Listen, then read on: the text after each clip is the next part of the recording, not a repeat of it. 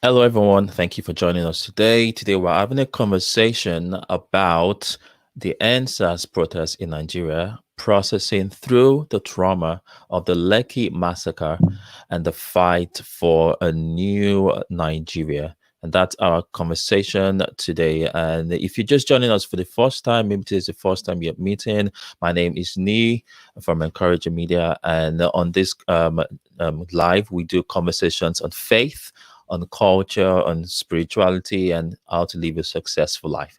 And our vision really is to help 10,000 people encounter God's presence, connect with God so they can grow in their spirituality and become all that God has designed and created them to be. So if you're watching live, thank you so much for joining us. If you're watching the replay, we appreciate you. Take a moment to click the like button and subscribe on our YouTube channel. We upload new videos every week. So click the like button and subscribe. All right, today I'm excited to have this conversation, and I have some incredible guests joining me today. And but before we do that, I just want to take a few minutes to just send my heartfelt empathy and just to everyone, especially Nigerians at this time. It's been a rough couple of days. It's been so rough, and even though I don't live presently in Nigeria, I live in Redding, California.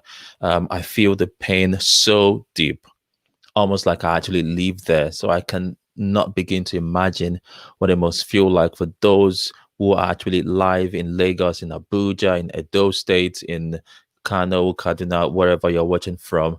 I can't begin to imagine the pain you must feel, the betrayal you must feel, the agony, the trauma that you feel. And my hope is that from today's conversation to bring some healing, to bring some hope, to help us process through what is going on so we can find healing and move forward into building a new nation. This is what I believe is going to happen. So today I'm going to introduce you to my guest. And one of my guests today is Pastor Benson Akhigbe. Pastor Benson is the senior pastor. He and his wife are the senior leaders of Firm Foundation, which is based in Benin, Edo State.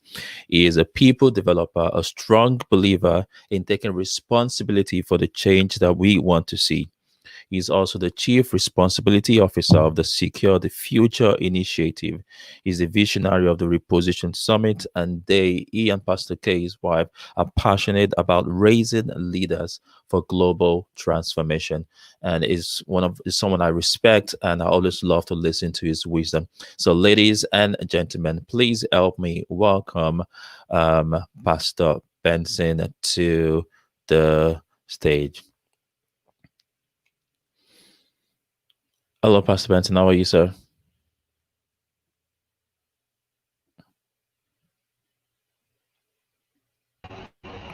Oh, there you go. Yeah, I can hear you now. Hey, thank you for having me on your show, and so good to Absolutely. be here. And Absolutely. just talking about the pain and the all I say the what we're going through in our nation, and by extension Mm, your nation too. And mm, excuse me, just being able to sympathize with the people that are grieving, because it's not only about the people grieving. But first of all, I'd like to appreciate you I'd like to appreciate you for having me here, and to talk about what is going on, and also to tell your wife, Mummy, how are you doing? The wonderful boys you have. Great time oh, being with you in February. God bless you. oh, awesome. Thank you so much. I really appreciate that.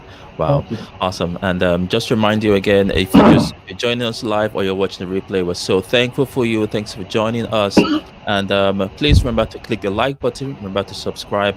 And do me a favor, leave a comment below and let me know, where are you watching from? I'd like to know where you're watching from right now. And I also have another guest, who is my brother, an incredible guy. If you have not seen um, the first the first part of our conversation, let me show you that quickly. Last week, myself and this incredible man had an incredible conversation about the endSARS protests in Nigeria, how faith and action can support the movement, and it was incredible. So if you've not checked that out, check that out on my YouTube. It was just a phenomenal time of us conversing, and so I'm really, really excited that he is joining me today again. So, ladies and gentlemen, I introduce to you the actor, the all-around nice guy, incredible man, Mr. Damilola Afolabi. Hey, Dami, how's it going, man? Hi, good morning, good morning, Good, good morning, good. good Yeah, morning, everyone. thanks for jumping in today again and continuing our conversation from last week. Awesome. So let's just go into it. So let's track back to the last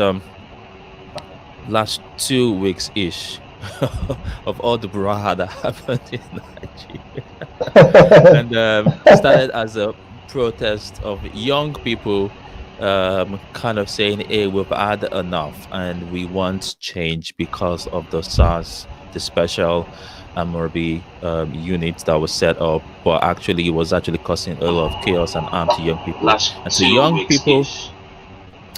young people decide that, hey, we want a change, and then on the 20th of October 2020, we witnessed something that I never thought I would see in my lifetime. We saw the brutal killing of unarmed young people by the military. And I don't know about you watching, but I could not believe it. Like, I was in shock for days. I mean, as at yesterday, I was actually still in shock. I was like, what is going on? And I felt such deep pain and sorrow. And it was just painful. And I felt, hey, myself and Dami were like, we need to continue this conversation and talk about this. And we thought, hey, let's invite Pastor Benson to help us as we process through this. And so today is just processing about the pain. So let's start with Pastor Benson. I mean, you are live in Nigeria right now. So what do you think is going on? How did we get to this point right now?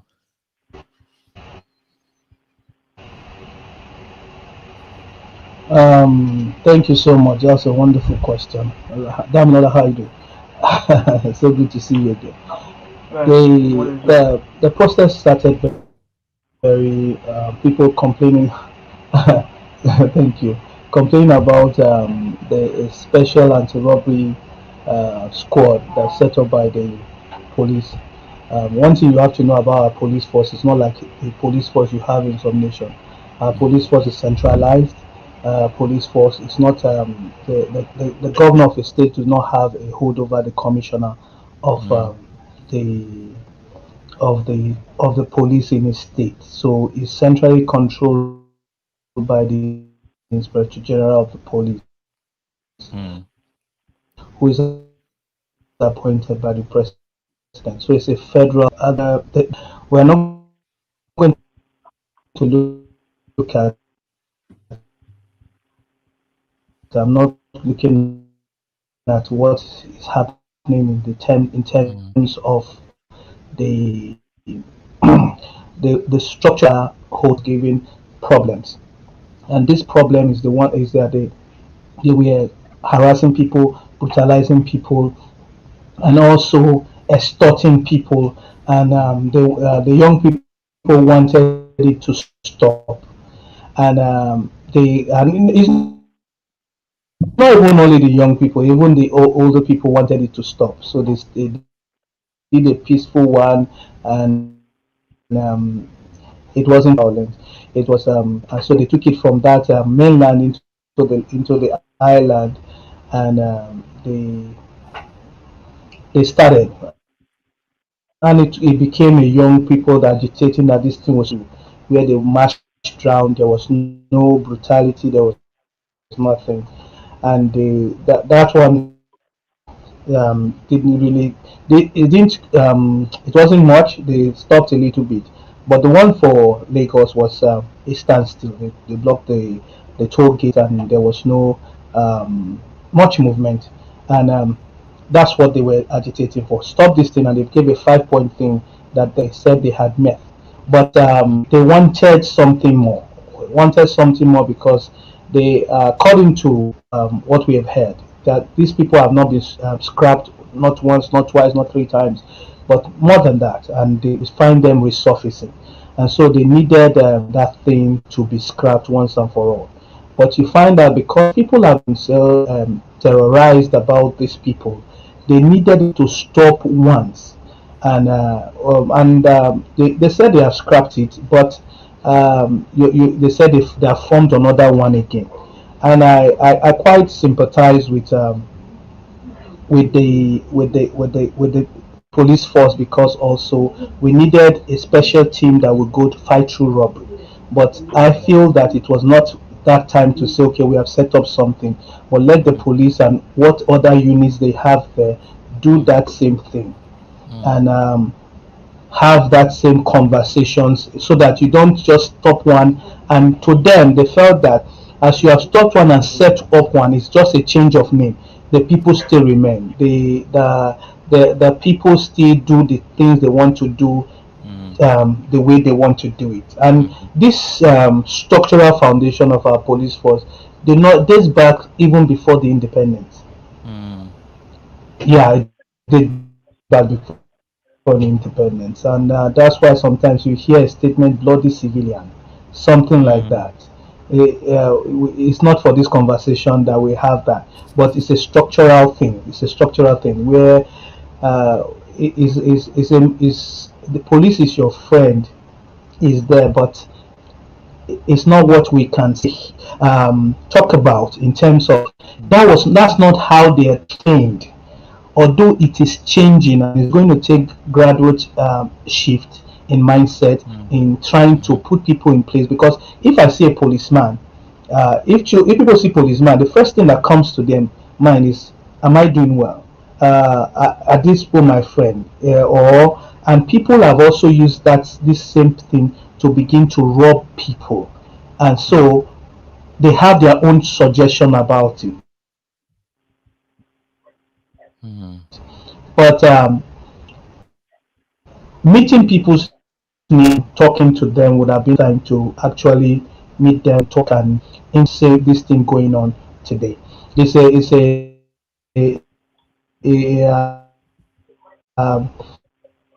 The trauma will go further. Like you watch the shooting, and the lights were off and everything. We don't know how it happened in that place. We had some live videos and the shooting, that there were people injured. And today, my shock is we need to come out with the statistics that is tenable. And these are the people that died. These are the people that were injured. These are the people that need support. Not to even talk about if you are working with some person was shot. The thought that it would have been you, it will still live with you, not for 1 year. So through the civil war. The civil war was in the late 60s, and the person is still having that trauma till today. And something had to be in the means inner healing and all those things for this thing to be brought to surface, so you will not know what is happening. So these are the agitations, and this it was a nationwide call protest for these people to be disbanded. And if we feel, well, I feel that maybe people should have been displaced to see, okay, this is what we're going to do. There will be an immediate solution, because this solution that we're demanding takes immediate solution, medium term solution. Police was the reformation of the police, which we have to take some time, because it has to start with the mindset. It has to start with something going on, and there's that we know about that really the people from everything, including from the top to the bottom, needs to have a new set of thinking as it relates to policing. That's what I. Absolutely. So true, sir. That's so Yeah. true. Dami, what are your thoughts? It's been a very interesting last couple of days. I want to hear your thoughts, or if you have any questions, just but what do you think? it again. You were not on. Yeah. Can you hear me now? Yeah, I can hear you clearly now. Awesome. So I was asking, what are your thoughts about everything going on right now, especially in the last 4 days to this point? So what do you think? What's your thought process? Oh man,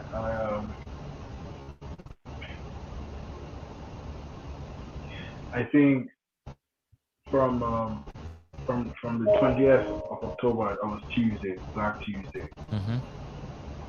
I think yesterday was the first time I sort of had a shift from my grief, because from Tuesday till yesterday I was torn, I was distraught, I felt despair. Mm. Every form of pain, and I cry, because like Pastor said, like in my head it was like, if I was in Nigeria, definitely I would have been on the street, because this is something that I've been praying into. This is something that we've all been pressing into. So that could have been me. Not to sort of draw the attention to myself, but it could have been me. And not even just that, but to just see innocent lives, to see the video of young Nigerians holding the national anthem and holding the national flag, singing the national anthem,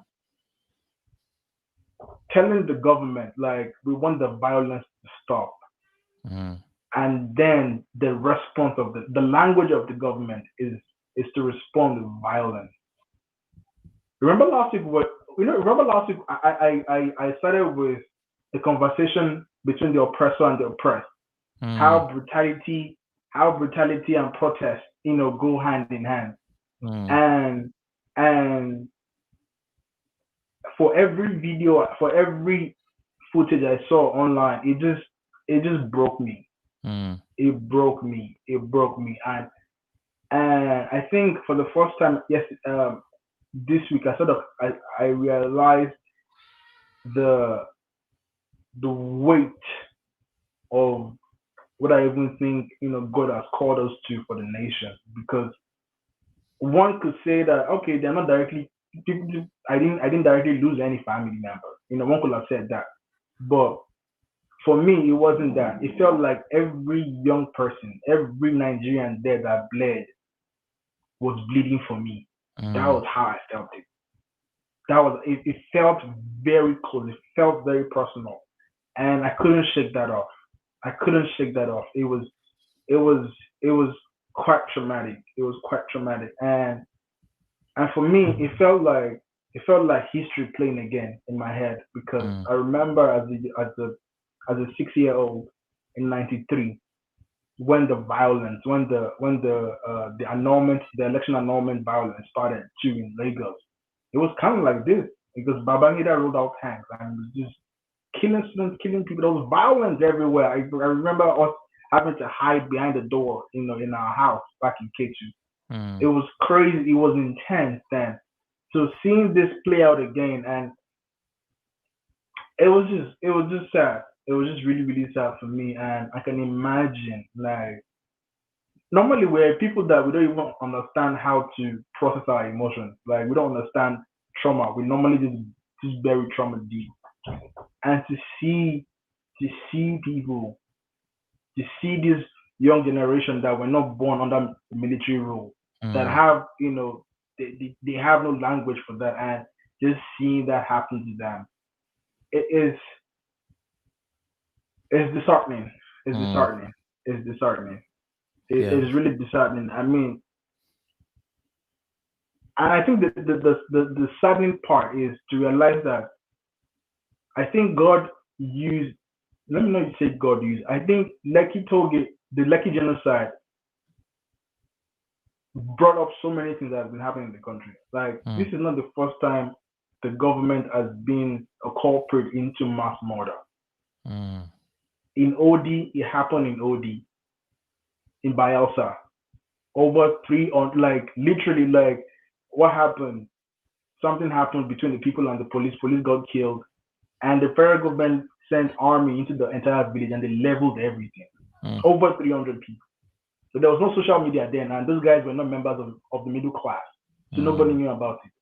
Same thing happened in Zakim. So this is not the. I think what happened with Lekki genocide was that for the first time, the middle class got caught in the crossfire, and that's why there's so much global attention to it now. Like, so this is not the first time this is happening, but yeah, on a personal level, I'm just slowly licking my wounds. Yeah, I had to sort of put on makeup on my face on a lighter note to come up here. Yeah. Absolutely. Thanks for sharing that. And I mean, if you're watching, you feel free to leave a comment below. Let us know, how are you doing? How are you feeling right now? It's been a couple of days since the 20th of October. But the honest question is, how are you feeling right now? It's important for us to actually talk about the pain, not try to pretend like there is no pain. We need to express it so we can receive healing. So, Pastor Benson, it's very clear that there is a lot of pain.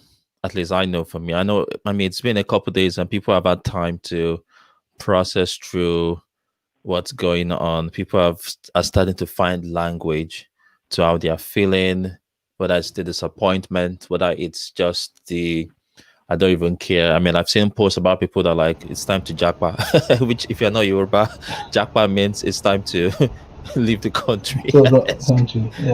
I just leave and run. It's time to run. So I've seen posts from people like, it's time to jackpot. And people are like, and there are some people like, well, there's nowhere to go, and here we go die. So it's like everybody, and some are processing with humor. Nigerians, we kind of, we're so used to taking our pain and creating comedy out of the pain we feel. But the question is, how do we actually process the pain we feel in a healthy way? Should we just quote Bible verses and just minister and pray? Should we take time to think through this? What do you think? How do we deal with this as a nation? Yeah, as a nation, we need to empathize. I've seen people that were not even there crying. Many Nigerians are not. They are not laughing. There are people that are crying, like Damilola said. There are people that were born in this century. There were people that were born later part of the century that did not actually later part of last century that did not have a taste of what it means about riots and people being killed. I've been when I was on campus, I saw the Babangida must go, the Abacha must go, the June 12 riots, everything. It was like Damilola said. We have to look at was this thing like that? Is because of social media and everything. When we look at the structural foundation of the police force most part of Africa, it's not meant to be your friend, and we were not the ones that put it there. I want to leave it like that. And we have built on that foundation. So to make it that, we need to get to that place. We have to allow people to cry. We have to allow them to share their pain. And we have to also come out and give us the right statistics so that people will know how they are going to process it. You have people coming during that. He said about the UDI, telling us these are the number of people that died and everything, so that we know how do we do that. People should come out and say, I've not seen my loved one for some time. I've not seen my friend for some time. I don't feel that we should come out with the right statistics, and people should come out and this thing. If they carry the bodies, let them bring the bodies back to people that are looking for people, so that the people can have closure to say, okay, I saw the body of my son, I saw the body of my daughter. People, let's get the statistics of people that were injured, shot, and in shooting somebody. Is a person going to have a permanent disability? So that we know that, so that the person also can have closure and have that thing in place. Let's not do some things that, like you said, somebody is saying, I don't even have where I will run to. People don't have their passport, they don't have their visas. The pandemic is there. that for you to travel now, you have to do a COVID test, and the COVID test is not is expensive. It's about 40 to 50,000 naira. So that's an extra for Oh my God. for yeah, and you have to do it 72 hours before you travel.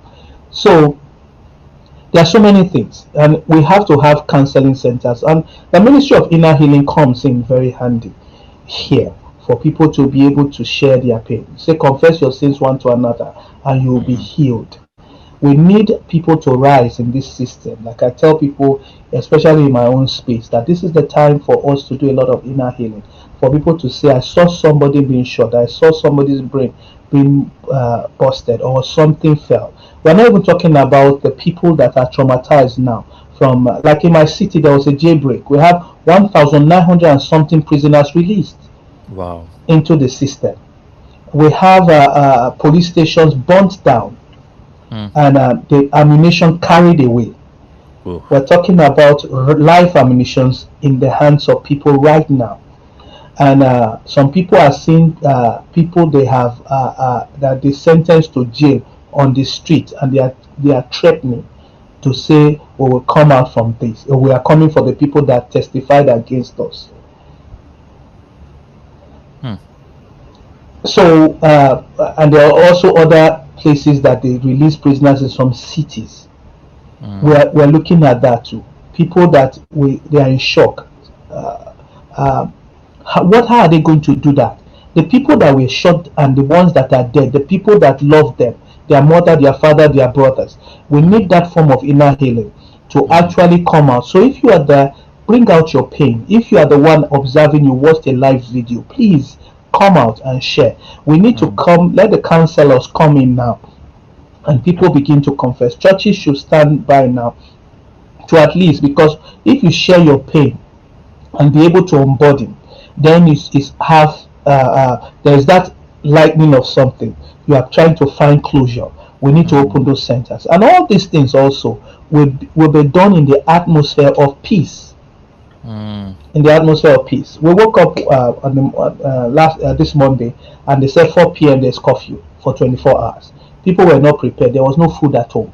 I can tell you, not only that, there are people suffering for trauma now, and this trauma is that they were thinking that the nation is going to war. So we after these are the after effect of that thing that happened, and that shooting, and like I said, let's come up with the right statistics. But others, the ones that suffered there at that main point, you that saw it, Damilola said I had to wear this thing. You are having problems now. I myself, I'm looking at what are the people. I've called people now in our family in Lagos and saying what is going on. Sure, I have doctors who were in the hospital. Actually, I spoke to one doctor right now, family, and was saying I had to take some people into the theater. 40 people I attended to in terms of wounds and all those things. Wound from different sorts, from bullet wounds, from, you understand, maybe there was stampede or something, and there were so many these things. This is the person that she also is traumatized. You can never, is the healing of a nation. The healing of a nation. People are, I can't tell you the number of days people were traumatized, or people that died there. We're also talking about traumatized of, go to what I just heard now, towards the Lekki area. Businesses have been burgled. Private businesses. People's this thing. Even the people that were involved or in the businesses of the person, they said these are the people until for us. But those people were doing their legitimate business job, working there, and they were afraid for their lives, doing live video and saying they are coming to get us. Their cars burned. People lost valuables. People have, their businesses have been burned. Banks, branches of banks burned down. These are the after effect of that thing that spiraled and sparked into this thing. But let's look at the lives that were lost. Life lost in that place, and why should we get to ourselves to there? And I'll tell you, I don't feel our force were trained to actually stop a protest or engage a protest, but maybe we have strength to stop a riot. Yeah, because I've seen this template has been around for a long time. It's not a new template. No, it's not a new template. And my only thing is that we need to come into a reformation.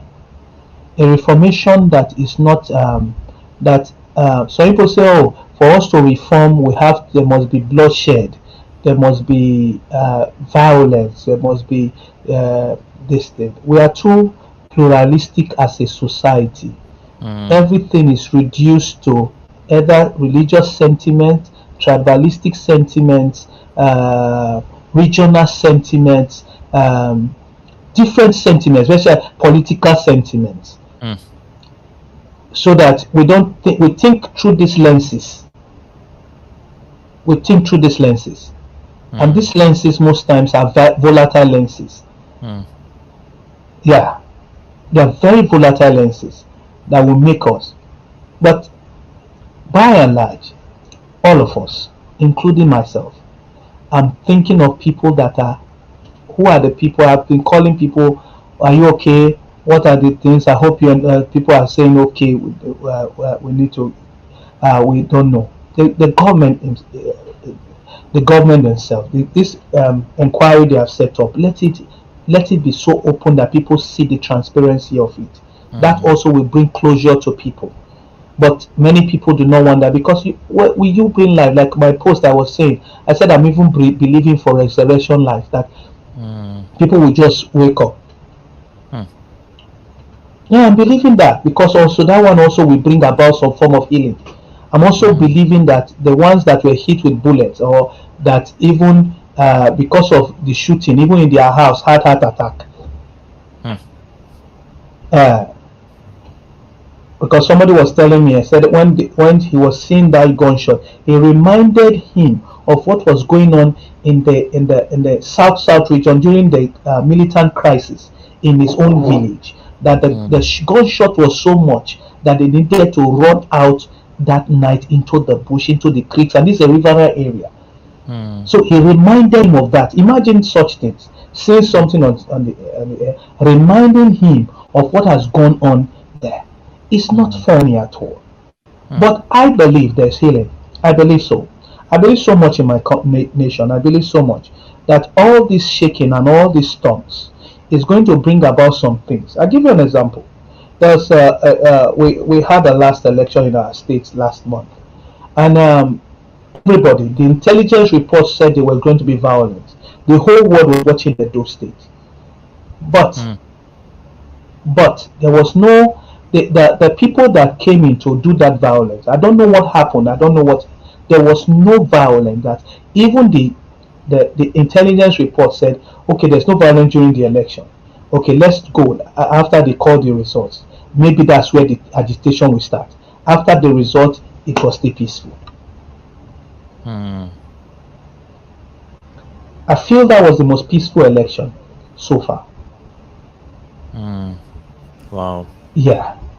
Wow. And it was not because there was no tribal sentiments like that, or this sentiments or that sentiment. It's not about that, but just that there was no life lost. There was no snatching of ballot boxes. There was no bloodbath. People came out, even despite with all the security this thing is going to. They came out. They performed their civic duties. They voted. I went there. I voted myself. Stood there to vote and everything. There is something happening. I like to encourage every one of us. Let's look for those that, because we are not getting the statistics now, I don't know, that maybe meet them, call them, have a way to channel, look for people that will counsel, or if there's issue of inner healing. We have people that do inner healing in our space that we could also do maybe online, or come in for people to get ministered to, at least to just unburden your heart and process it very well. Like you said, sometimes we just joke and cover. Some persons told me, that I didn't know that I was depressed in my nation, or that I was in Nigeria. Didn't know he was depressed until he immigrated to the US. I found out that most times we are depressed and do not know. And depression has been a case. We are seeing it suicidal. People have been taking their lives, and people have been having suicidal thoughts. And this as a result of some traumas they have gone through in life that they didn't process very well. I feel that we should do that. My heart goes for the people that lost their lives, people that have lost their businesses, people that have lost their jobs, lost their properties. It's not one thing we can really say here and process it very well and compensate those people in this area where also we have a problem. The oil has a challenge now. We're not selling much. The pandemic has dealt a blow to our source of income, which is oil. And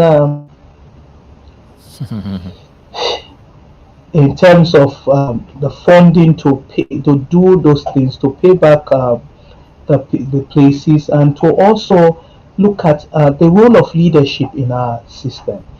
Leaders are the ones that shape the mindset of the people, so that we can also go to the ballot and begin to elect leaders, even if the person do not have the necessary money. But we know that this person, we should deprogram ourselves and say, okay, even if it's my uncle, I know my uncle is not a does not mean well even for himself or even those in his immediate family. I don't think I will vote for him, just to vote for the right person that has the heart for the people. And this is the time we start cultivating. This is the time we start praying concerning that. And I believe we'll get to that very soon, very soon, very soon. If in this space that I am, in this state I am, things could happen that way. Things could happen that way, where people saw money and they said, I'm not going to take this money to vote. It was so rampant. I'm sure that Damilola will never believe that people will ever reject money to vote. Or you. Oh, I know. I believe because during the protest we saw videos of government officials offering millions of naira to protesters to either walk away or for refreshment or this thing, and they were, loudly chorusing that we don't want your money, take your money. So so that's why I'm telling you the reformation has started. It looks like the cloud that looks like the hand of a man. It has started, but we need to do something. The Bible says, for the increase of his government and peace, there shall be no end. There shall be no end. Pastor, the more we do... go ahead. I have two questions. So the first one is it unspiritual to not be able to pray? Is it unspiritual to, like, after such a traumatic event like Tuesday, what happened, like generally what happened in the country? Is it unspiritual to just for a moment allow yourself to feel the pain, feel the fear, feel the despair, just feel this for a moment, then from there invite God in to walk you through that? Because I noticed, Nigeria is such a very, very spiritual country, but then thank God for the journey I've been on since I've been here. Because I saw a situation where just right in that moment where people are still in shock, still trying to understand what is happening, believers just started quoting scriptures and prophesying away and like, oh, flying the flag. I'm like, can you just... Because I feel like the degree of how you feel the pain comes with the degree of how you are affected or how you understand it. Because I'm like, wait, can you just pause? Like, we are all believers, we know the hand of God, but can you just pause and feel? Allow yourself to feel what has just happened. Because for me, I feel like at times we get so spiritual that we try to escape from the reality of what is happening. So is it so I'm asking this question for myself, so I don't feel like maybe I'm backsliding. Because at a point I felt like, you know what, I can't pray now. Like, I've been praying for this country for 10 months from January. Like, in this, I'm just crying. And I feel like even my cry at that point was a prayer to God. I felt like even my grief at that point was a prayer to God. So is it unspiritual to allow yourself to feel the despair? Then number two, what is your reaction to President Buhari's speech after his response to his national response to everything that has happened? Because from a spiritual point of view, because when I saw it, I felt like it was a demonic spell casted over the country. I felt like it was hopelessness, because everything about that speech for 12 minutes, it was like a spell of hopelessness. Because even the moment I went online, almost everything that was trending on Twitter was, I need to leave this country. There's no hope again. So from a spiritual lens, like, what do you think? Like, am I making this up in my head? Thank you so much. That's a wonderful question, Damilola. Like I was saying, I say allow people to grieve, let them cry. Grieving is kingdom. Hopelessness is not kingdom. The grieving that you grieve to be able to express your pain. There's something that happened when Miles Monroe died. The son made a statement very, very, very distinct. He said, "We are heartbroken, but we are not hopeless." That's biblical grieving. You must cry. And I said it. I said people should cry. They should be able to tell themselves. People around me were crying, and I didn't tell them stop crying. No, that you are too big for that. But also, you must understand too. Most of you are in the U.S. Things work because things were not working before they started working, and they have passed through this process. You understand? The challenge of it has to be solved by us. The problem of all this did not start from 1960. It's a structural foundation that we are crafted in. There are many things that don't want us to succeed. Okay, let's look at it clearly. Why was the protest not trending on CNN the way others trended? We need to ask ourselves something. If not for social media, you wouldn't have heard.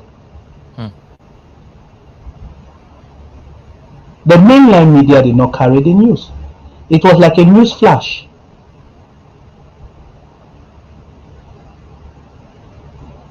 So true.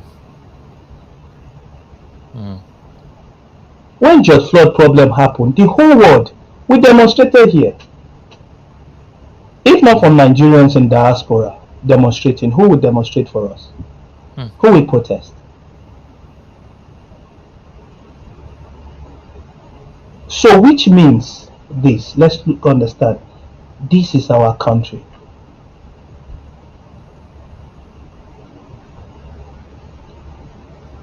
What are we going to use to build it? You that are there, it's because you are concerned about this country. That's why we are having this conversation. Really? Really? If you are not concerned, why will you do this conversation? Damilola, why will you be crying? Why will people be protesting? They are really concerned. And I love that concern. The concern must be used to do this. We're looking at even Trump. Do you know how many people are afraid that there will be war in this country? Do you know that some people were egg that was sold for 1,000 naira for a crate? And you know a crate. Two of you know a crate. 1,100. Yeah. More than a dozen. Okay. It's about I think 32 in a crate. Okay. Yeah. in a crate. Oh yeah, yeah. Mm-hmm. They were selling one for after the curfew was imposed. One was selling for 100 naira. Wow. People had money. There was nothing to buy.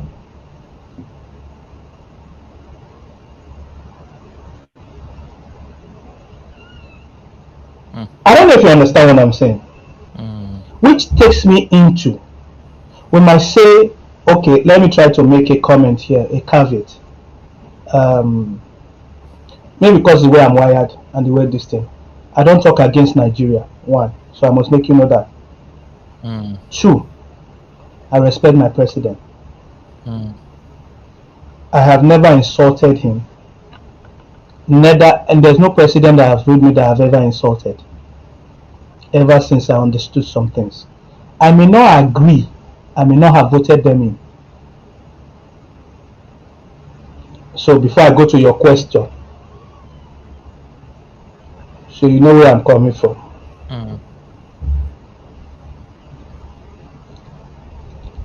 I may not agree a lot with some of the things because I felt, okay, there should have been a little bit of empathy.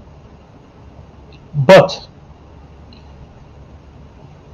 understand that it's not only the president of only the youth, but there must have been an empathy. And he made a statement that they replied the 5 statement, the 5 demands. They granted it. But you see, there have been lack of trust between followership and leadership in our nation for a long time, where people make promise and it's not met. Ever since, and you know this, ever since we have been having politics since I know, is that I will provide you light, road, and water. It has always been promise of election. It has never ended. I don't know if you understand. Light we don't have, the water we don't have, and there are so many issue about it. About it. We as a people must begin to own, and that's what I loved about the protest. The young people loved the nation. There was this the first time I'm seeing young people coming out and say we owe this, we love this country, want this country to change. That's a revival there. If you're not saying it, I see it there. There's a revival of saying I own this thing, and in this couple of days, they will still be. The protest even is still going on in our city, but now they have engaged the protesters in our city, in our state, and talked to them and said, you know what, I even like this thing. There's this reform. We need to operate that through federalism, the constitution binding. So the president came out and spoke concerning the constitution is I don't know if you understand. He swore to. But that thing of the information being fed him, you can be a president in this country, and the way they would do it for you, you will not even know if there's any bad road.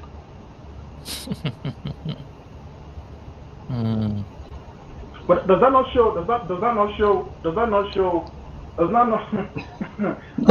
So now you understand. I'm not saying I totally agree. There are some parts I agree because he needed to take some step because of all these things I've alleged, so that the thing will not spiral into a war. But that sympathy of, you see, there was no mention of Lekki shooting. What did they report to him? And what did he see? But does that not beg to question that even his awareness? You see, that awareness of this thing. You see, some of the things that are on social media, I'm sorry. Sometimes we go and bring a story and a picture, and if you are not careful, you will think it's what is happening now. We saw live shooting, no doubt, but there are some things that came up around, on both sides, trying to discredit the protest, trying to say this is not it, on both sides. not just coming out and say, oh, this person marched, and when they showed the picture, I say, no, this is not the picture of just recently. This is the one that happened before. So we had that. So that empathy of empathizing and say, okay, we're going to look at the people that lost their life in so and so and everything. You talked about the police that died, and it's going to bring out something about the people who lost their life in those protests. I don't know if you understand what I'm saying. Those are the things we are looking at. For me, I look at it and say, Lord, for everybody, one for this thing, because of the position I take, I look at it, I want to say, okay, God, what are you doing now? We need a lot of wisdom now, a lot of wisdom. Damilola, international, I make bold to say, but some nations and everything do not care what happens to us. They don't care. I know that. They don't care. And you can't, there's so many things. One of the problem and the principality in our nation is pride and greed.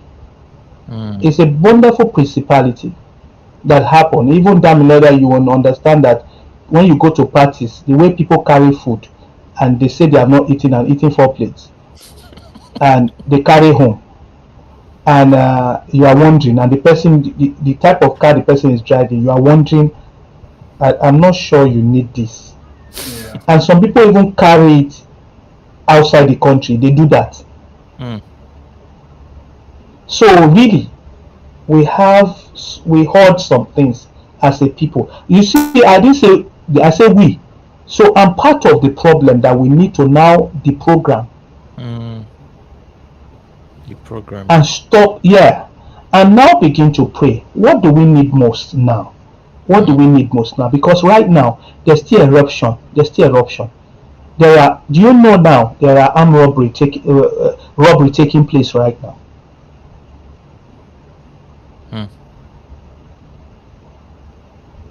Because now the police are scared of their lives, so there's no security for this thing outside.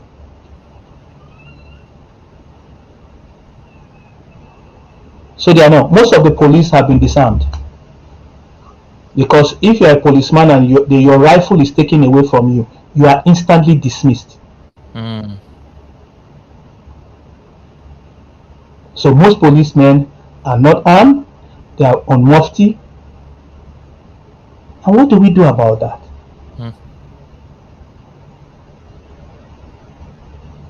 What do we do about that? Yeah. Really?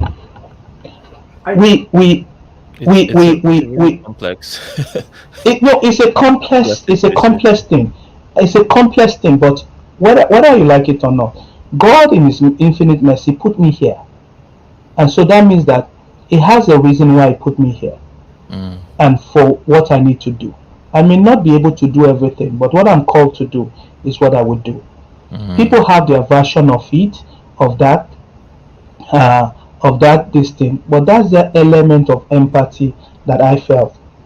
But that thing I felt of that not empathizing and everything will not lead me to another place to insult him. Yeah, I cannot. I cannot. I cannot. Yeah. Yeah, I guess the just but there's a complete the nation is, if you watch the trend, it seems as if there's a complete, we are trending towards something of complete or breakdown of law and order. And you know a society will not function that way, because it will get to a stage that in the vandalizing of government property it will end. Then you will now start facing each other. But that's the question I have. Like how does a peaceful protest, live for close to 8 days, and it was gathering momentum and it was spreading across the nation. It was decentralized. It was leaderless, and all of a sudden, the language just changed, and we're seeing videos of people who were coming to attack the protesters. Because when I look at it, like when I compare it to side by side with the Black Lives Matter protest, the riots that happened. I mean, with the George Floyd scenario here in the states, there are two different parallels. So, so the question is, which is why I'm also very careful with how I interact with this emotionally, because for me it is, what was the catalyst for the violence? That's a good question. Yeah, you see, the catalyst of the violence actually was pushed. Like you said, people were coming to attack because there are two sets of youths. You're in campus. When people are doing their protest or doing something distinct, there's a set of people, the cultists, that they use to come and silence. Why? The issue, like I said there are two principalities, pride and greed. So you take the set of cultists, what will happen? They'll bring them to come, and the people that are trying to do something to come and attack. Even for elections, people are threatened. Who threatens them? There's a part of the youth that those ones, the goal is about, which was we're not properly cared for, either through bad parenting or there was no good proper social welfare system that they could. So they stayed in their street. They trained. They were street children that have grown now to be that. So there's that part of the street life. These are the people we use to do the dirty work. And that thing was okay. I remember somebody was saying it. I don't want to mention because I don't want to make it a religious from a particular set. It says the way Jesus raised his disciple was like, come and stay with me. I don't know if you understand. Come and stay with me is the proper discipleship. Come and live with me and I'll pour my life into you. Today we have discipleship in classroom. No, that's not it. And that's what is called the Amujura, what we call as the Amajiri now, which was a clear way of Jesus raising his disciples. Come and stay. That's how they raise, that's how they disciple people. But now there's a perversion to that, and they allowed it to stay for a reason I don't want to go into. Wow. Because it fuels somebody's greed and ambition. So even those people that they sent to attack, do they even care about those people? No, they don't. They don't.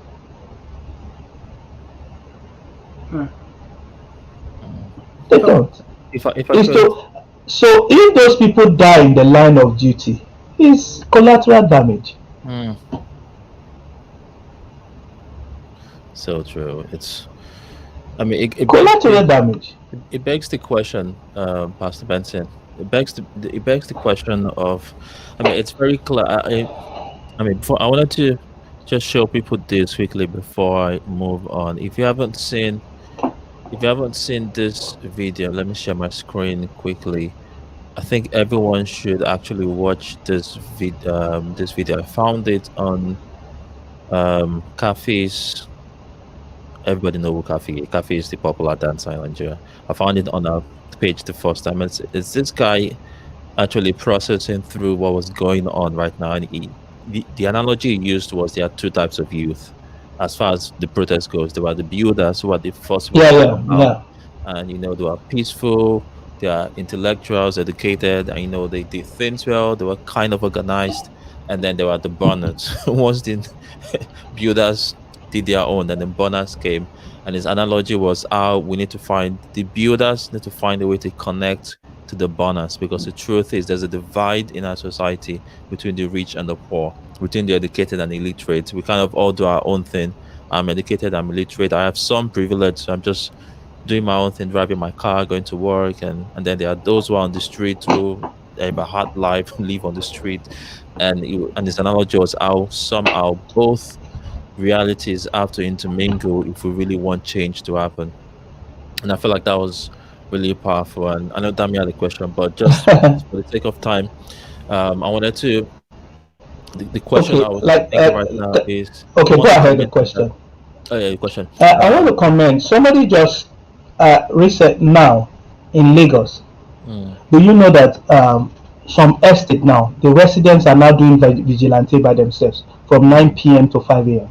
mm, These people will go to work tomorrow. Why? Because the people have come in, they burned the police station, took the weapons, and they are now terrorizing the neighborhood. mm,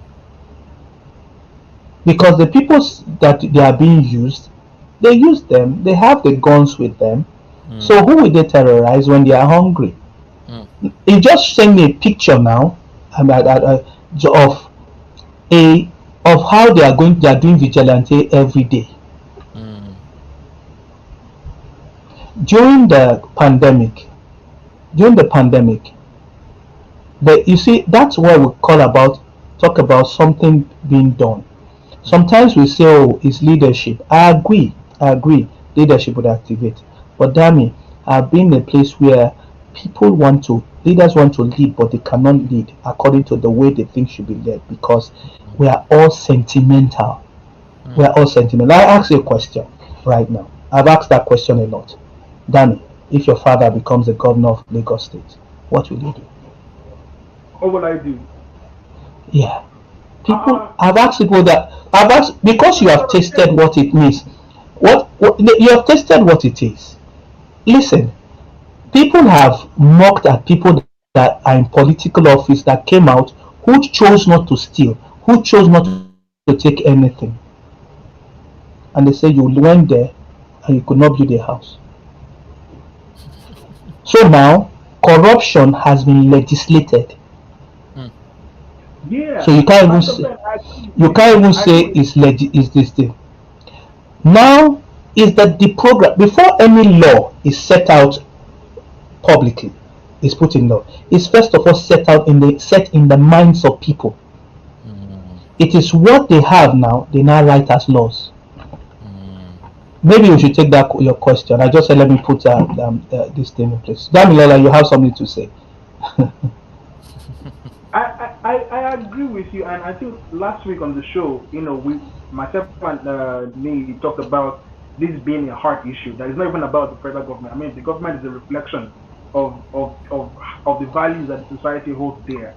But Mhm, to disagree slightly with what you said, because one thing that shocked me and also gave me hope during the process, especially from the footages I got from Lagos, was that we saw Nigeria, we saw a congregation of youths that had an appearance of righteousness.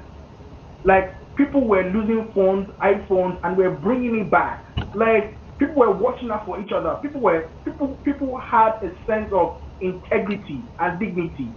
We were seeing that across, and we're getting all that feed. People were getting food for each other. People were at that point I realized that it doesn't take 10 years to fix the heart issues in our country. mm, People know what to do. People have a heart for what is right. Nigerians have a heart for integrity. We are raised like that. Our fathers were raised like that. But where did they go wrong? It must have been at some point. So it just takes the right ecosystem to be created, and people will just flow because the protest showed it. The mm, protest showed it. So, and that's when I said that, man, Nigeria is worth fighting for. Like Nigeria, we can actually be a righteous people. That if these youth can demonstrate it, then it's not rocket science to have, mm, a righteous nation, because we follow well when we are led. We follow well. We follow well. mm, So Okay.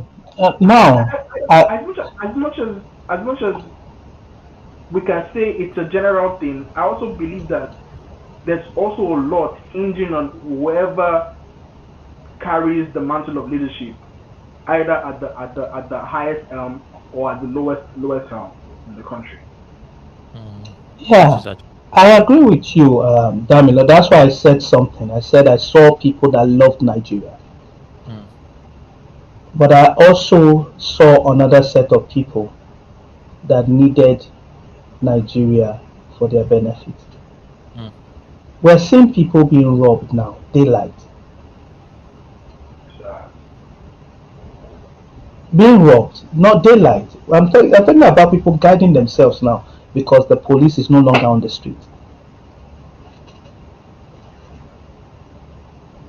This is you see um, um, that's why I said it's the heart issue. It just showed us there's a trigger. A revival has started in the hearts of people that says we're going to do the right things.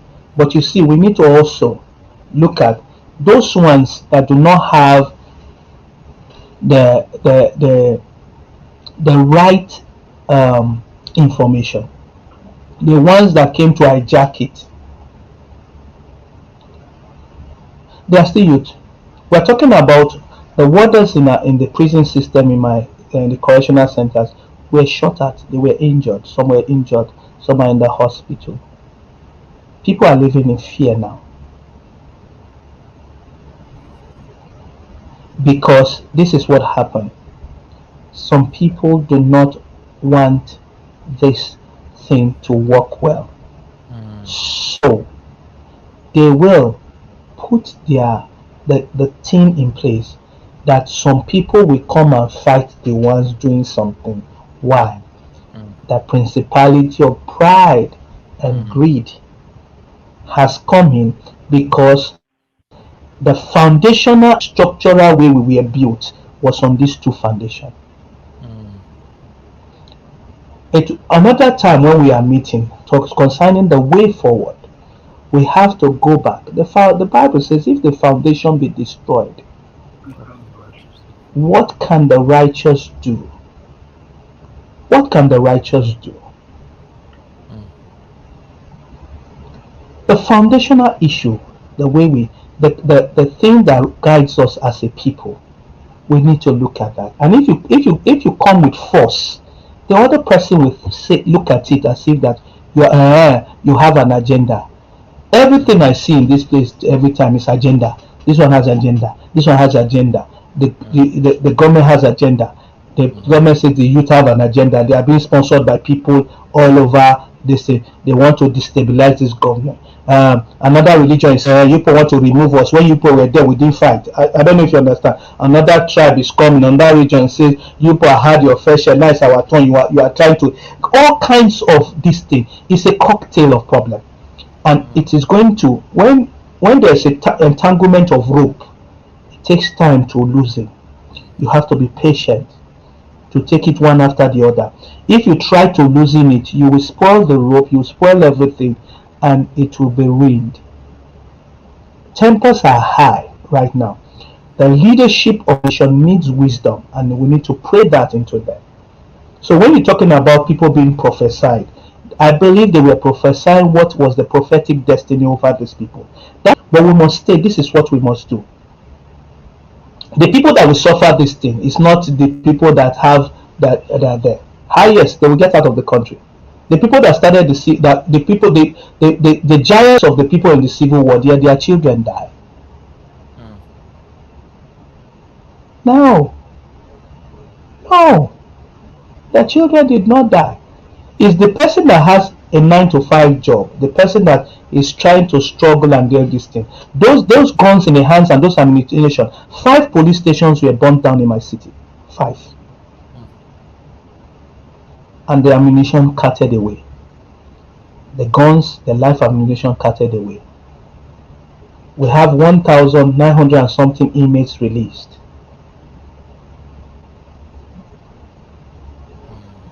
They don't have a job. The person that is going his own normal this thing will become their job because they must eat and they must survive. But we thank God some of them are returning. Some people, they have given them a deadline to return. Maybe a pardon will be given for that to return because it wasn't them that broke it. People came out and broke it. And this is not the first time it's happening. It's not the first time. When I was on campus, then they did that same thing. This is exactly the same thing. The template has not changed. And so we must understand that I need to beg everyone. I need to plead with everyone. And that's what our former president Obasanjo did. plead with everyone to be calm, because you see, according to our local palace, maybe you will know this English. Not be as body take scratch person and it take scratch am, blood go come out.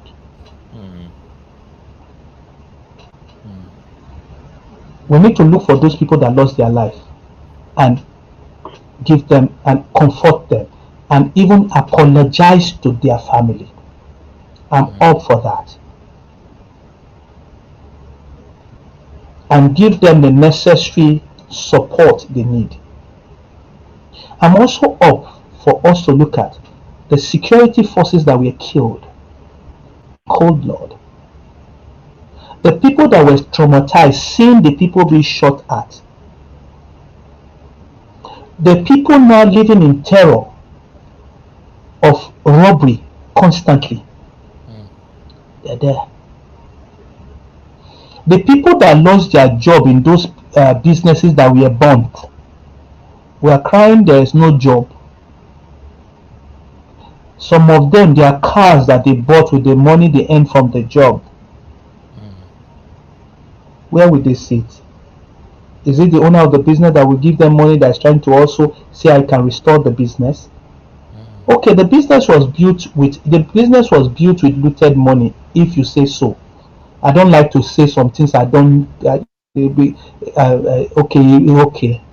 But people are working there legitimately. And they are earning money legitimately because they didn't steal. We'll look at that. There's mass looting going on.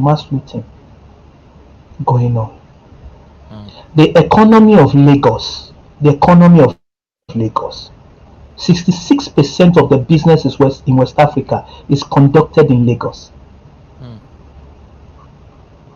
I hear there was a flight that was supposed to land on Tuesday in Lagos from the US. They got to Dakar, Senegal, and had to go back to New York. It didn't come to Nigeria. We're looking at most foreign direct investment are in Lagos. Are you not going to say that people will take out their money? When there is no peace, there are people that will enjoy it because they will give us guns to kill ourselves, and they will go through the back door to take our resources.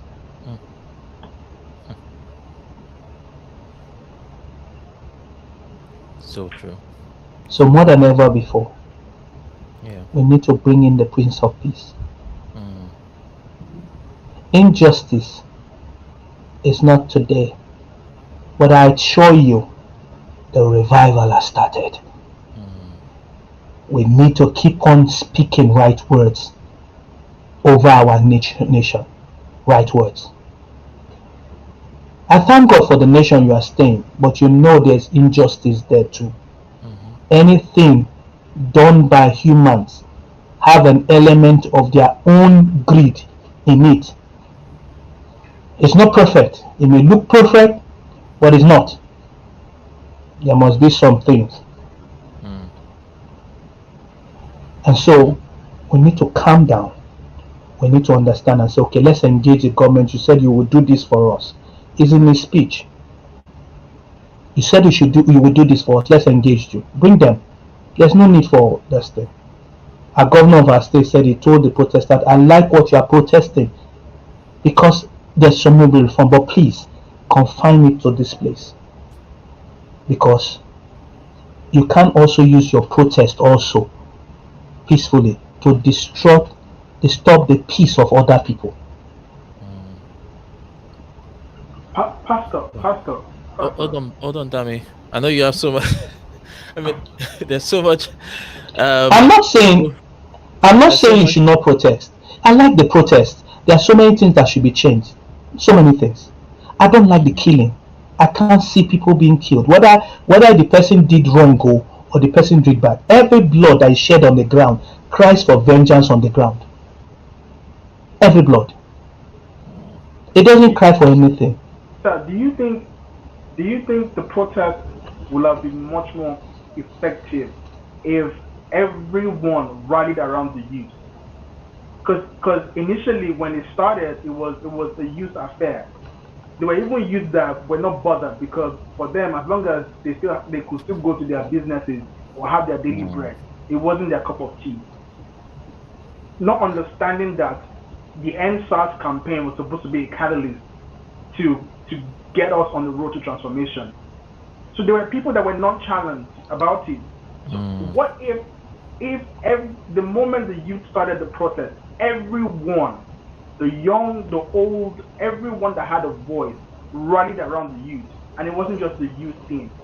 Do you think will have been much more effective?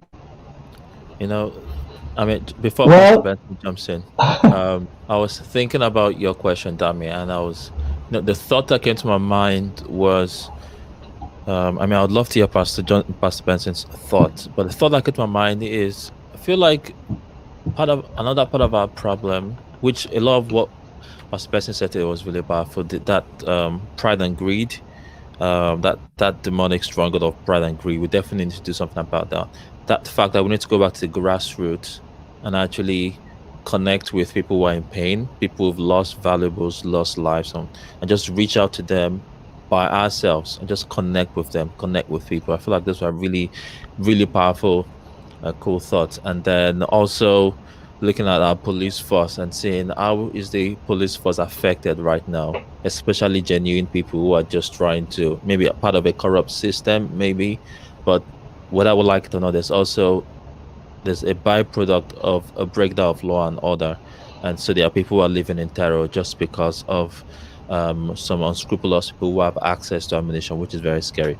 But the thought that came to my mind while you're speaking, that means I feel like the way our society is structured, especially, I feel like the reason why maybe the youth didn't get the support, it could just be our mindset. Coming back to the programming that Pastor Benson said, the way we are structured, let's be honest, African society, it's almost like a top-down approach. You have elders top down to the younger ones, just because they look down, you're like, oh, you don't know what you're saying, you're just a child, go and sit down somewhere.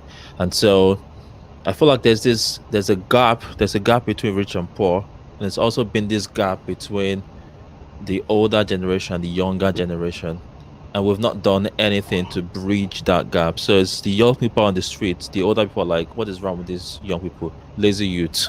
They don't have anything to do that on the street. Go about your business and whatever.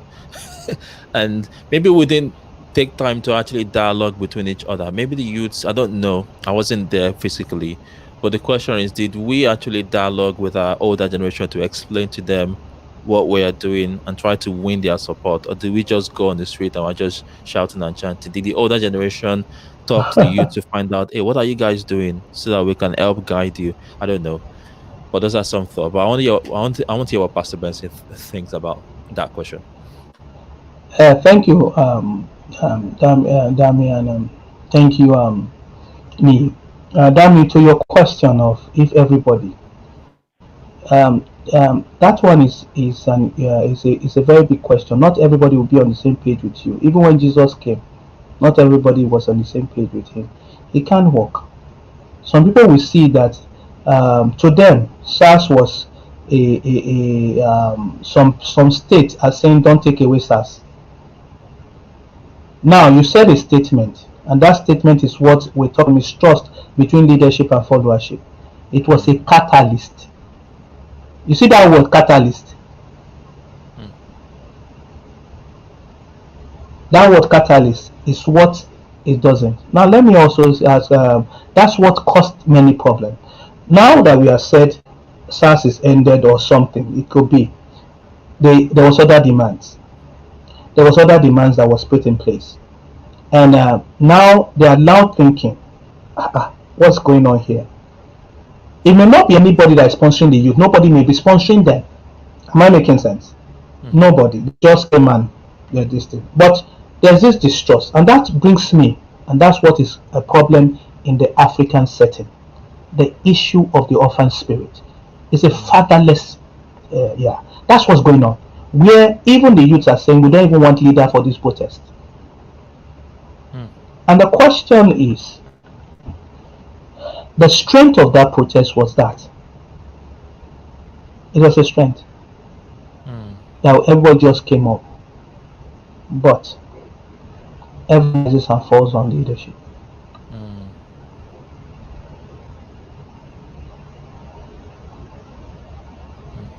And I like the way they came up like that. But everything rises and falls on leadership. There must be strategic thinkers who would have, to an extent, say, okay, we have ended this one. Let's see this thing that has come up. Let's see the implementation. Because we must go to the drawing board to see how they implement it. Let them put them in place. So when you say you have accepted, we say, okay, you have accepted. Now tell us what are the full steps. Then there are people who should be part of the implementation process of this, and they will embrace it. Then when you do that, you will even shock them because they don't have that template. They don't have that template. Now, the issue of fatherlessness, the youth don't really trust many fathers. Really, there's so many insults. I told some persons that I said during the last election that President Jonathan did not come back. What was instituted in our nation were insults. So much insult. So much insult. We don't value fathers. We don't value. No. No. It's an orphan spirit. The fathers don't even, some of them don't value. I don't want to make a big statement, but there's a disconnect. There's a disconnect between fathers and children and sons. So there's a cause of fatherlessness. There's a release of the orphan spirit. But I also can tell you there are people, like I said, there are people among the youth that have owned that God is raising as fathers in this season, who will not, because some people, they can only call you father when you do their bidding. Very true. So when you come and say, no, don't do this because we say this, you are no longer father. So in Proverbs chapter 30, verse 11 to 40, it says there's a rise, there's a generation rising that curses their father and their mother.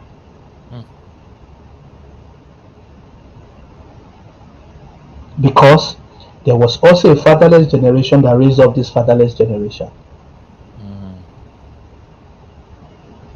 So that's what we're saying today. There's this mistrust between people. Do my bidding, I call you father.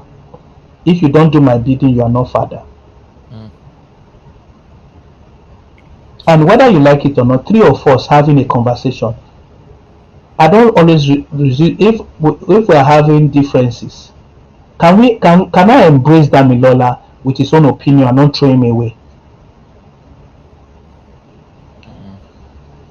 And respect and honor him for that.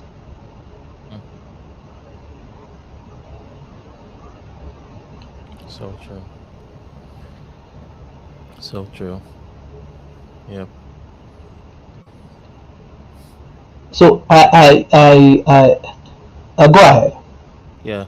So it looks like I'm sure I've been able to. Oh, sorry. In fact, I need to. I'm gonna go back and watch the video again and just pick out there were so many points that we touched on throughout the video, and but it looks like everything is. I mean, I'm trying to figure out the main point, and I'm seeing a recurring theme of the foundation, which we all. I mean, it's very clear that our foundation, the foundation of our country, was laid on pride and greed. That's what we all grew up with, and it's become entrenched in our system. It's become almost like normal. This is just the way we behave. And however, this last couple of days has shown us that there is a chance for people to choose not to partner with that, because people actually chose to do the right thing.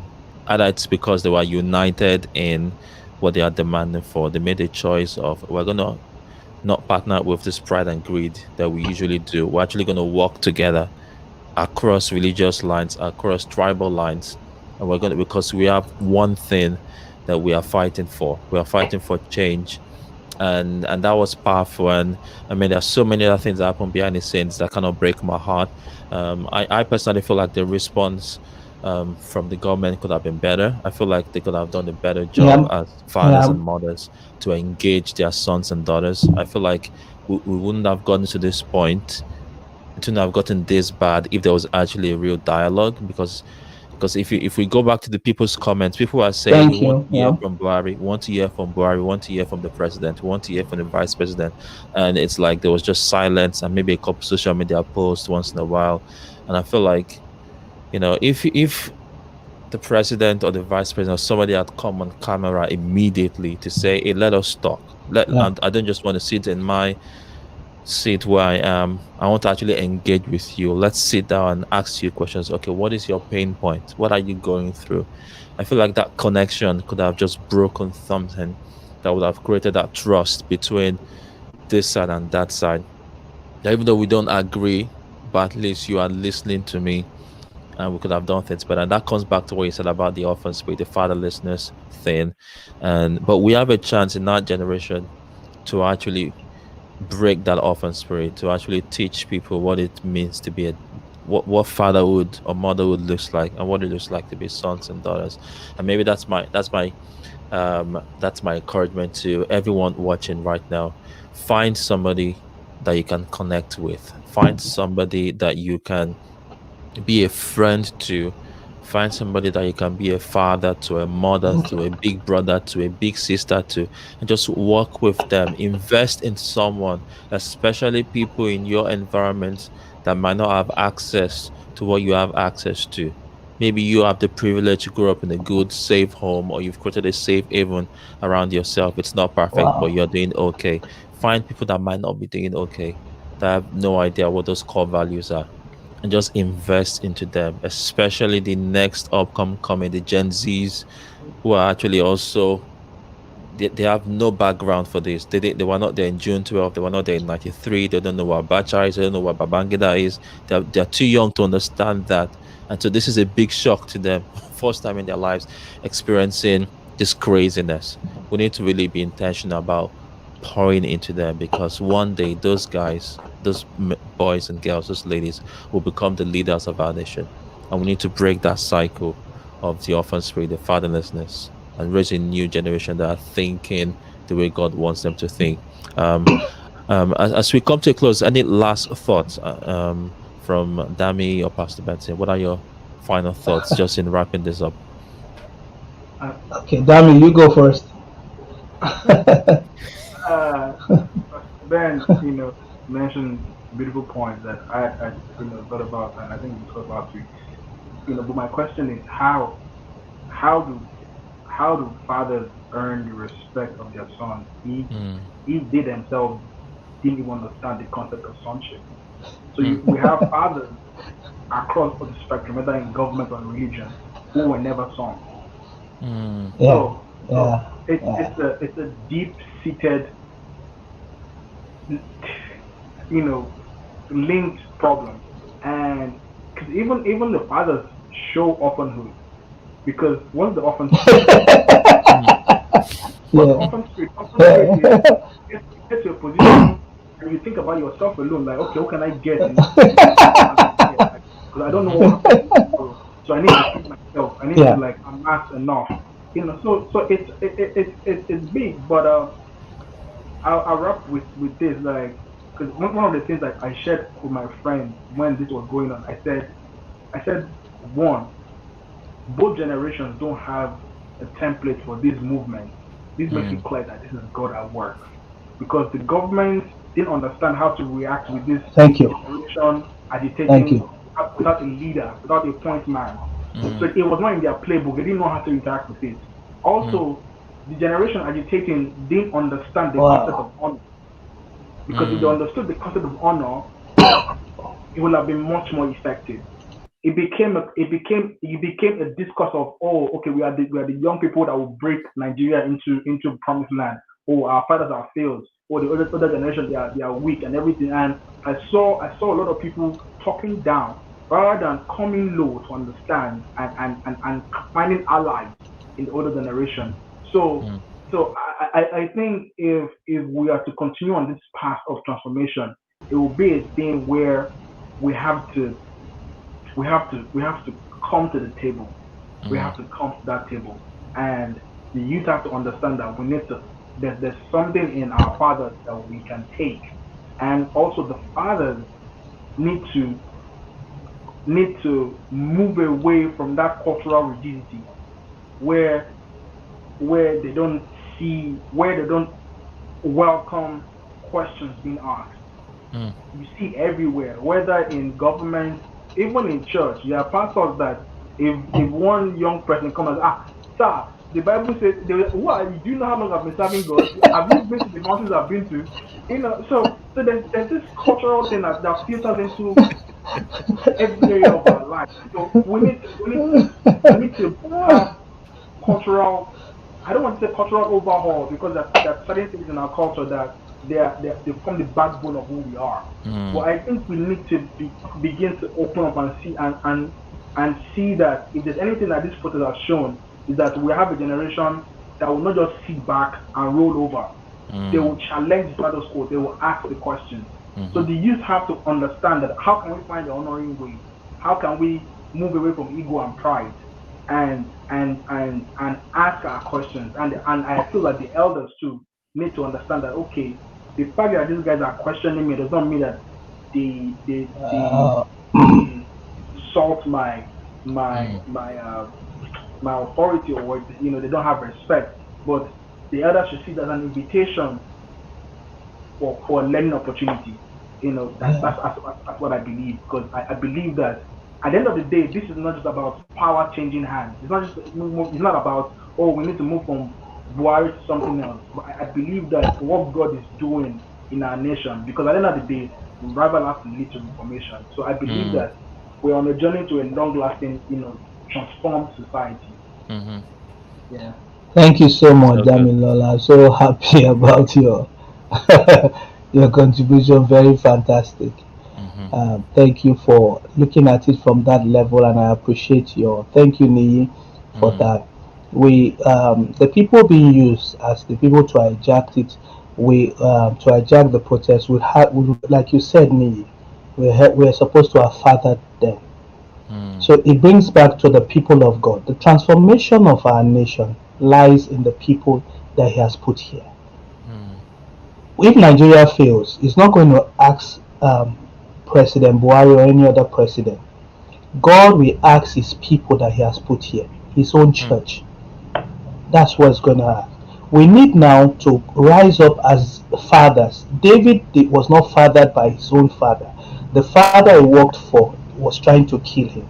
It took a Samuel to come in to father David on the street. We have a program in our church where we take care of street children. The United Nations Children's Day, they will tell you that you can never transform a street child.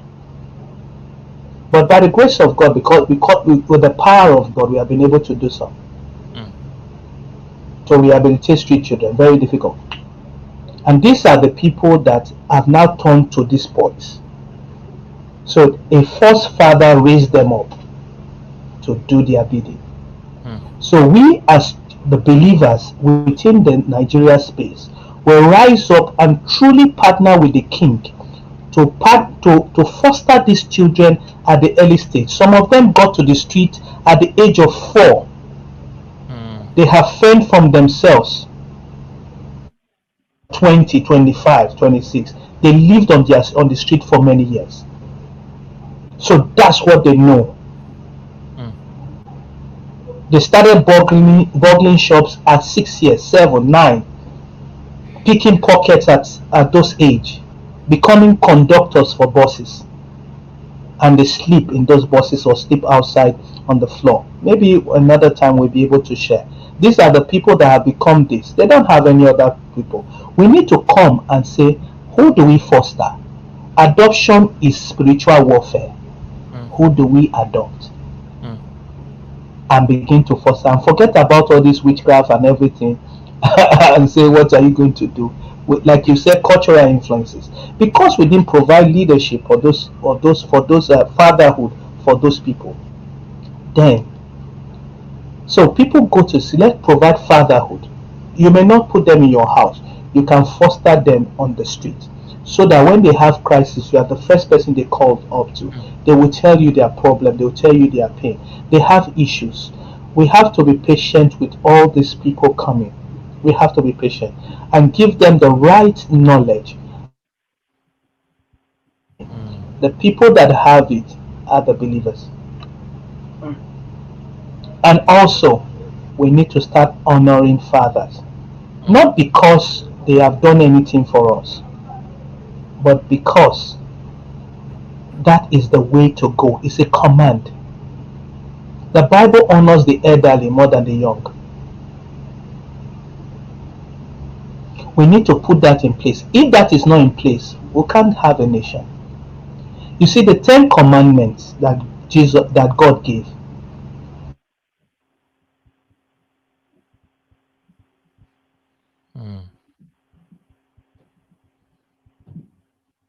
We lost the audio. Is it just me here? We lost your audio, Pastor Benson. We lost your audio for a minute.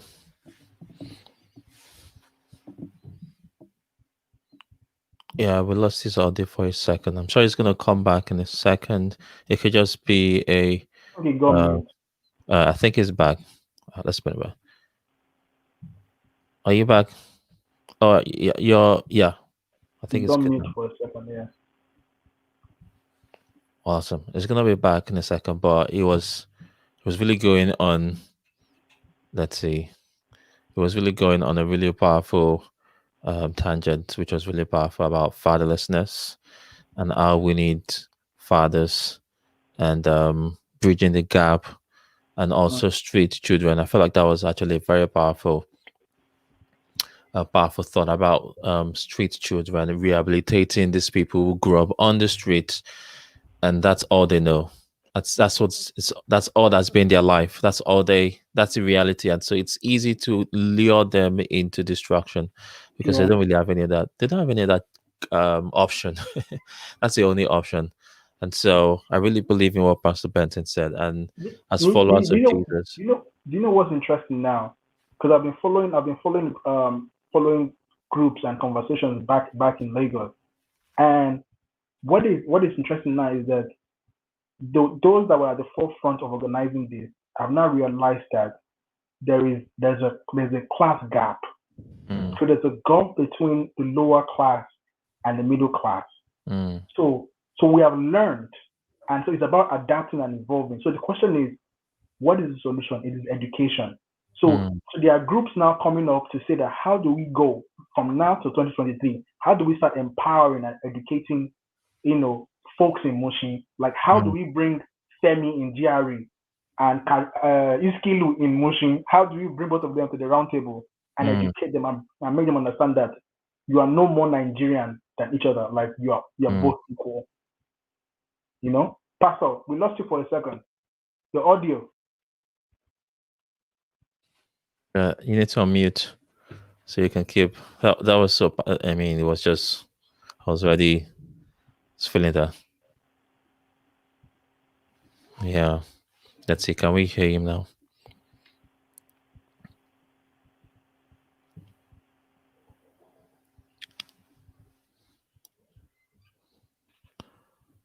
Yeah, it's mute. It's still muted. Yeah. Anyway. No, we still can't hear you yet. It could just be a connection issue. But everything you said was really powerful. Such a powerful thought.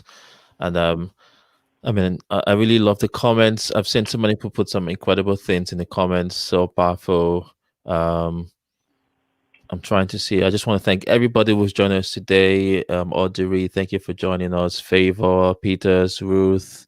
I see Liberty, Argo. I hope I said your name properly. Joy, Ify, Praise, just incredible people. Thank you so much for joining. It's Osa. I really love your comment about core beliefs being reevaluated. Story. I really loved this comment by Daniel about storytelling. And I've seen a couple people post that on social media. We need to go back to the power we have as Africans. We tell stories.